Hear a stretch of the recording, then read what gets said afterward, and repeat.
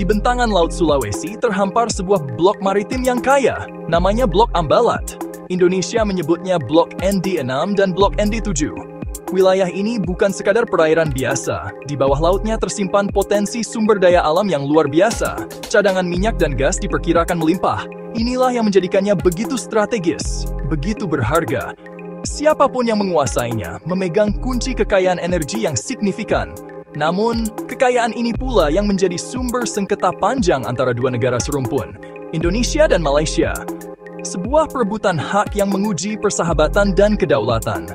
Kepentingan Indonesia atas Ambalat sangatlah jelas dan mendasar. Ini adalah soal kedaulatan teritorial yang tidak bisa ditawar.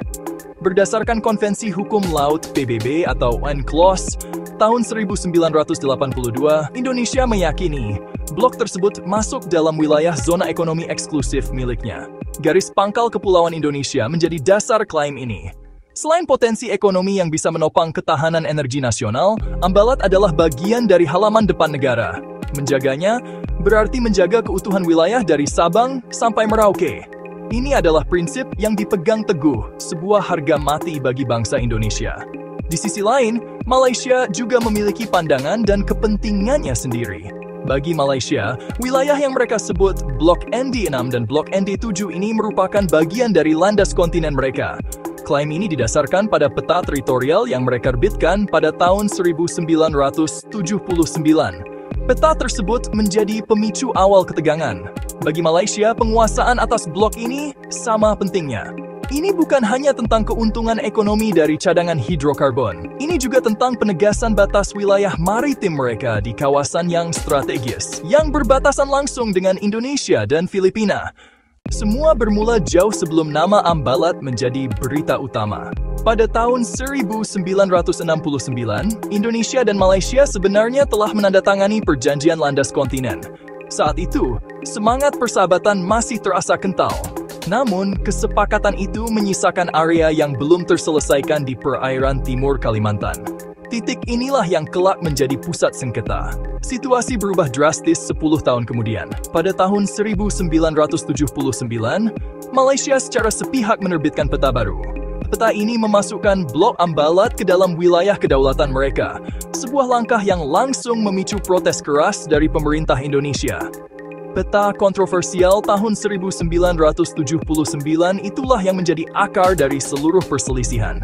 Indonesia menolak keras peta tersebut. Alasannya, peta itu dibuat tanpa perundingan dan kesepakatan dengan negara tetangga. Menurut Indonesia, klaim Malaysia mengabaikan prinsip-prinsip hukum laut internasional yang diakui. Indonesia berpegang pada UNCLOS tahun 1982 yang menetapkan bahwa negara kepulauan seperti Indonesia berhak menarik garis pangkal lurus kepulauan. Dari garis pangkal inilah zona ekonomi eksklusif dan landas kontinen diukur. Dengan metode ini, Ambalat jelas berada di dalam yurisdiksi Indonesia. Perbedaan mendasar terletak pada cara kedua negara menarik garis batas. Indonesia menggunakan konsep negara kepulauan, di mana pulau-pulau terluar dihubungkan menjadi satu garis pangkal. Malaysia, sebagai negara pantai, mendasarkan klaimnya pada penarikan garis dari daratan utama dan landas kontinennya. Perbedaan metodologi inilah yang menciptakan tumpang tindih klaim di Laut Sulawesi. Istilah yang digunakan pun berbeda.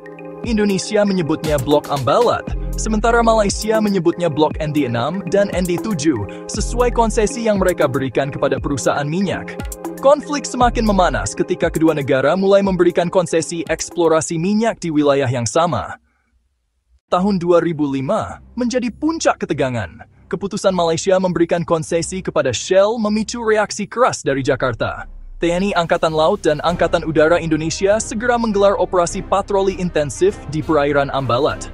Operasi ini dikenal dengan Sandi Operasi Ambalat. Kapal-kapal perang Indonesia seperti KRI Tedong Naga dan KRI Wiratno berhadap-hadapan langsung dengan kapal perang Angkatan Laut di Raja Malaysia. Pesawat tempur kedua negara juga saling membayangi di udara. Situasi ini sangat genting. Salah perhitungan sedikit saja bisa menyulut perang terbuka antara dua negara serumpun. Publik di kedua negara pun ikut bergejolak. Di Indonesia, sentimen nasionalisme membara. Slogan ganyang Malaysia yang pernah populer di era konfrontasi kembali terdengar. Aksi unjuk rasa digelar di berbagai kota, menuntut pemerintah bersikap tegas. Media massa ramai memberitakan setiap manuver kapal perang di Ambalat. Di tengah situasi yang memanas ini, banyak pihak teringat pada putusan Mahkamah Internasional tahun 2002. Saat itu, Mahkamah Internasional memutuskan bahwa Pulau Sipadan dan Ligitan jatuh ke tangan Malaysia, sebuah keputusan pahit bagi Indonesia. Kekhawatiran akan terulangnya kehilangan wilayah kedaulatan semakin memperkuat desakan untuk tidak berkompromi. Meski taring militer diperlihatkan, para pemimpin kedua negara sadar betul bahwa perang bukanlah solusi. Jalan diplomasi segera ditempuh untuk mendinginkan suasana. Pertemuan tingkat tinggi antara Presiden Susilo Bambang Yudhoyono dan Perdana Menteri Abdullah Ahmad Badawi digelar. Keduanya sepakat untuk menahan diri dan menyelesaikan sengketa melalui perundingan. Komitmen ini menjadi titik balik penting. Ketegangan militer di lapangan perlahan mereda, digantikan oleh serangkaian pertemuan teknis dan negosiasi antar delegasi. Meja perundingan menjadi arena baru untuk memperjuangkan klaim masing-masing. Sejak saat itu, negosiasi menjadi jalan utama. Puluhan putaran perundingan telah digelar, namun kesepakatan final belum juga tercapai. Prosesnya berjalan alot dan memakan waktu lama. Setiap delegasi berpegang teguh pada dasar hukum dan argumentasi masing-masing. Walaupun insiden-insiden kecil terkadang masih terjadi di laut, seperti pelanggaran batas oleh kapal nelayan atau kapal patroli, kedua negara berkomitmen untuk mengelolanya agar tidak eskalatif.